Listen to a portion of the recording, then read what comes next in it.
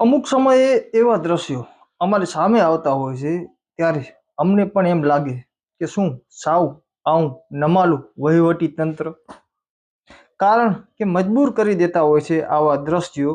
અને અમે પછી જે વાત તમારા સમક્ષ મૂકતા હોય છે, જ્યાં ગોઝારો એક ભૂકંપ આવેલો હતો 26મી જાન્યુઆરી 2001ના, ત્યારે નાના ભૂલકાઓ જે હાથમાં તિરંગો ઝંડો લઈ અને દેશભક્તિના જે રંગે રંગાયેલા હતા અને રંગે ચંગે એ તિરંગો લહેરાવા માટે ફરકાવવા માટે જઈ રહ્યા હતા, ત્યારે અંજાર જ્યાં માર્કેટ આવેલી છે ત્યાં એકાએક ભૂકંપ આવવાના કારણે 185 જેટલા નાના ભૂલકાઓ સાથે 21 શિક્ષકો, એક ક્લાર્ક અને 2 પોલીસ કર્મીઓ હંમેશા માટે ભારત માતાની ગોદમાં સમાઈ ગયા હતા.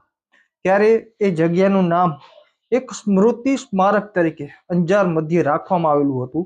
પરંતુ આજે જે મેં સ્મૃતિ સ્મારકના મેં જ્યારે દ્રશ્યો જોયા ત્યારે મને એમ થયું કે ખરેખર જે આપણે દેશભક્તિ, આપણે 26મી જાન્યુઆરી નનકા ભૂલકાઓ જ્યારે ધ્વજવંદન કરવા જતા હોય છે, જે દેશભક્તિના ગીતો ગાતા હોય છે, એના પ્રત્યે તો આપણા વહીવટી તંત્રને સહાનુભૂતિ હોવી જોઈએ કે નહીં, એ અત્યારે સમજવાનો વિષય છે.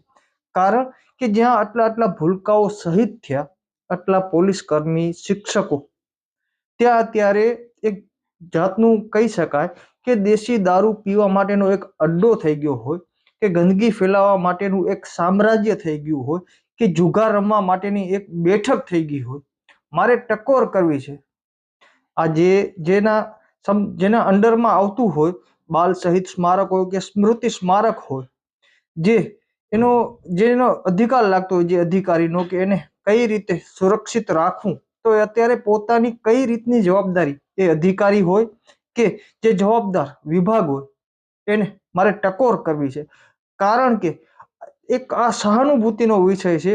અત્યારે આ રીતનું જો પછી દશા થશે આવા ગમે તે સ્મૃતિ સ્મારકની, જ્યાં અનેક લોકો એ વિઝિટ કરવા આવતા હોય છે, જે ગોઝારો ભૂકંપ આવેલો હતો એના કારણે અનેક નાના ભૂલકાઓ અને શિક્ષકો શહીદ થઈ ગયા હતા. પરંતુ આજની સ્થિતિ કંઈક અલગ છે.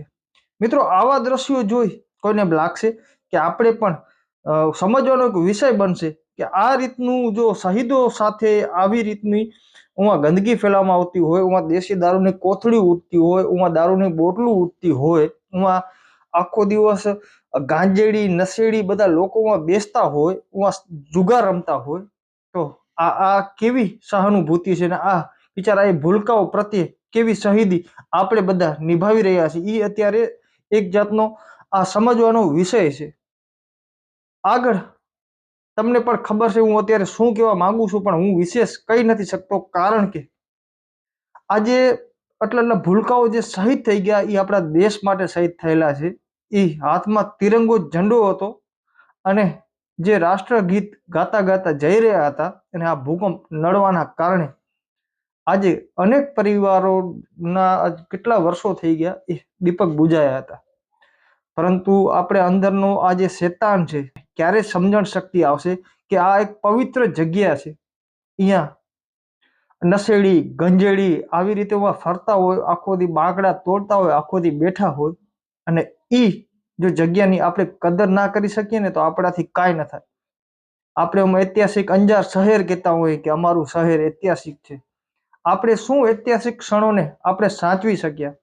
હાલો ઐતિહાસિક ના કહેવાય, 2001માં ભૂકંપ આવેલો હતો, આપણે ઈ ક્ષણને નથી સાચવી શકતા, તો આપણે ઐતિહાસિક અંજારની ક્ષણો છે એને કઈ રીતે સાચવશું? બાકી તમને પણ ખબર છે, આખો દિવસ ત્યાંથી અનેક લોકો પસાર થતા હોય છે, તો કોઈ આવા નશેડી ગંજેડીને એક શબ્દ નથી કહેતો. પણ એ હવે મારે અંજારની જાગૃત જનતાને કહેવું પડશે કે આપણી પવિત્ર જગ્યા છે. અનેક લોકોની એ જગ્યાથી એક ભાવના જોડાયેલી છે. તો ફક્ત ખાલી 26મી જાન્યુઆરી જઈ ત્યાં કને આપણે જે એમને યાદગીરી યાદ કરીએ છીએ એમને આપણે ખરેખર બારે માસ યાદ કરવા જોઈએ. કારણ કે આ એક એવી દુર્ઘટના હતી કે જેમાં અનેક ભૂલકાઓનો શહીદ થયા હતા. ભૂલકાઓ ખરેખર આપણે એ જગ્યાને સારી ન બનાવી શકીએ તો આવી નશેડી ગંજેડીના હાથ ઉપર તો ના આપીએ. મારે એટલી ટકોર કરવી છે. પછી વહીવટી તંત્રમાં જે પણ ખાતું લાગતું હોય એની પ્રાથમિકતા હોવી જોઈએ કે એ જગ્યા ઉપર અનેક ટાઈમ થઈ ગયા, ગેટ ઉવાથી નીકળી ગયા છે, એ ગેટ નથી તમે લગાવી શકતા, ઉવા અનેક ટાઈમથી એવી વાતો કરવામાં આવી રહી છે કે એ જગ્યાને આપણે વિશેષ સારામાં સારી બનાવશું, પરંતુ આજે 23 થી 24 વર્ષ થવા આવ્યા, આપણાથી કાંઈ નથી થતું, ફક્ત વાતો થાય છે. ઉમાં તમે બેસવા માટે જો સારી વ્યવસ્થા ન કરી શકતા હો, ઉમાંનો ગેટ જો સુરક્ષિત ન રહી શકતો હોય, તો બીજી અંજાના લોકો તમારા પાસે શું અપેક્ષા રાખે?